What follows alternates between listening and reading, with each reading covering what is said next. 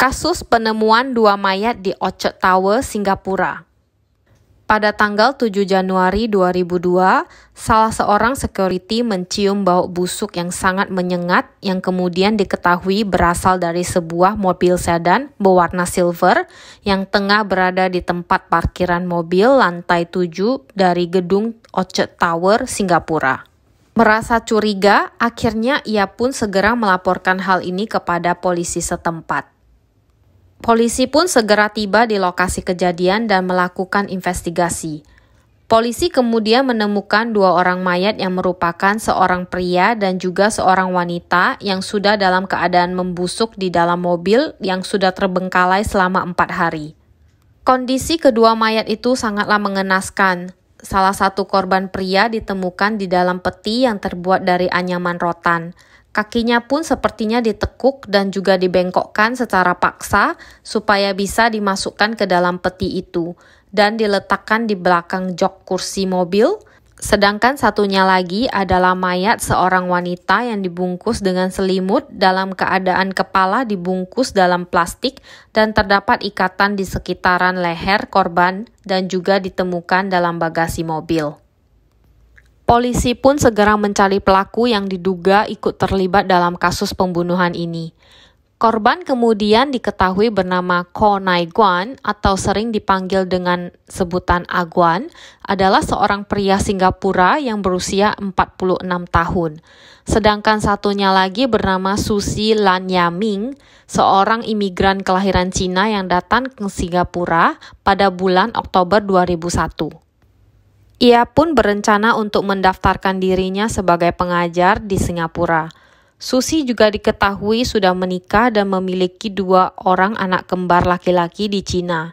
Sedangkan Aguan sendiri memiliki 3 orang anak dari istrinya. Kemudian diketahui bahwa Aguan dan Susi adalah sepasang kekasih.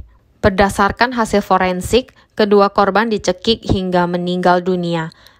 Hasil investigasi juga menunjukkan alamat terakhir mereka adalah di sebuah apartemen di Balmoral Park yang ditempati oleh seorang bule asal Inggris yang bernama Michael McCrea. Aguan bekerja dengan Michael sebagai supir pribadi. Michael sendiri bekerja di Singapura sebagai seorang penasehat keuangan. Ia mempunyai seorang istri yang bernama Brunetta yang tengah hamil dan tengah berada di Australia. Michael pun kemudian memiliki pacar di Singapura yang bernama Audrey Ong. Audrey sendiri juga bekerja sebagai sekretaris pribadi Michael. Hubungan Michael dan Aguan juga sangat dekat dan akrab. Hingga Michael pun menawarkan Aguan dan pacarnya yang bernama Susi untuk tinggal bersama di apartemen yang ia tinggali di daerah Balmoral Park. Michael juga memberi gaji sebesar 6.000 Singapura dolar tiap bulannya untuk Aguan. Bahkan ia pun memberikan mobil sedan silver kepada Aguan. Tidak lama kemudian, pacar Michael yang bernama Audrey pun mulai ikut pindah ke apartemen Michael di sekitar pertengahan tahun 2001. Belakangan diketahui bahwa Michael dan Audrey sudah meninggalkan Singapura dan terbang ke London sejak tanggal 5 Januari 2002. Polisi semakin mempercayai bahwa kedua orang tersebut ikut terlibat dalam tewasnya kedua mayat itu. Setelah buron selama 6 bulan lamanya, akhirnya Michael dan Audrey pun ditangkap di Melbourne, Australia pada bulan Juni 2002. Pada akhirnya Michael pun terekstradisi dari Australia dan tiba di Singapura pada tanggal 28 September 2005 setelah 3 tahun lamanya terjadi perdebatan antara Australia dan Singapura yang menentang adanya deportasi. Setelah polisi berhasil menahan Michael, barulah terungkap bagaimana kejadian tragis itu bisa terjadi. Pada tanggal 2 Januari 2002, tepatnya sehari setelah malam pergantian tahun baru, telah terjadi pertengkaran di antara Aguan dan Audrey. Hal ini dikarenakan Aguan telah menghina Audrey dengan mengatakan kata pelacur dalam bahasa Mandarin.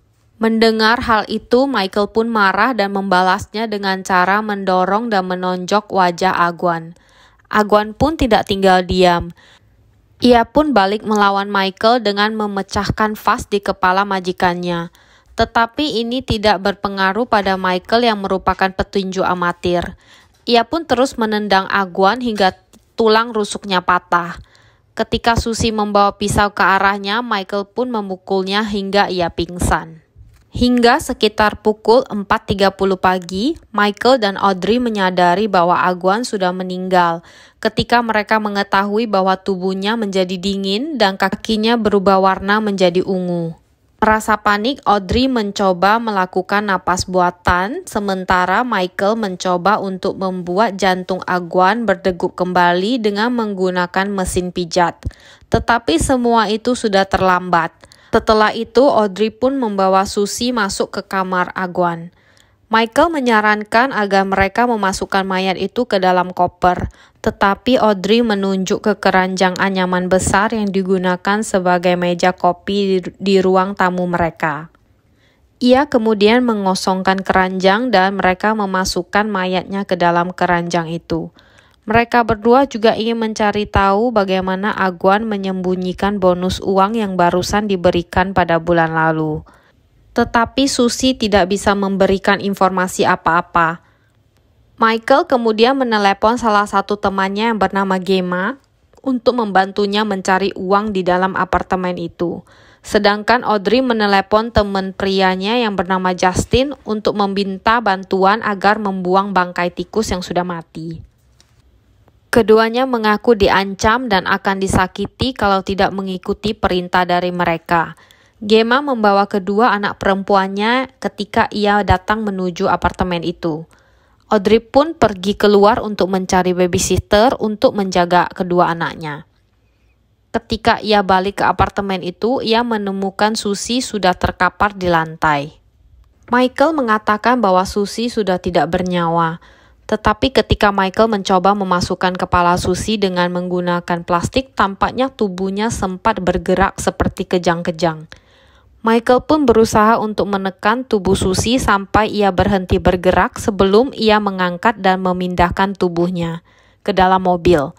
Hasil otopsi juga menunjukkan kalau Susie meninggal karena mati lemas. Akhirnya, pihak Singapura juga menyetujui agar Michael tidak mendapatkan hukuman mati atau hukuman gantung dalam kasus pembunuhan yang sedang ia hadapi sebelum negara Australia bersedia mendeportasi Michael untuk diadili di Singapura. Sedangkan kedua orang temannya yaitu Gemma dan Justin justru memberikan kesaksian dalam persidangan yang memberatkan Michael. Pada persidangan 29 Juni 2006, hakim pun memutuskan Michael bersalah atas pembunuhan Agwan dan juga Susie.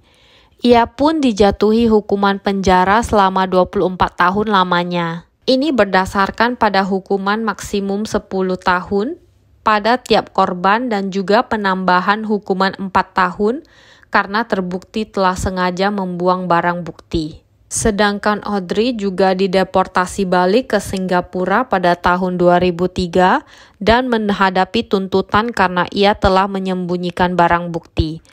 Pada tanggal 7 Februari 2003, Audrey pun dinyatakan bersalah dan dihukum penjara selama 12 tahun lamanya atas keterlibatannya dalam ikut membuang kedua mayat korban.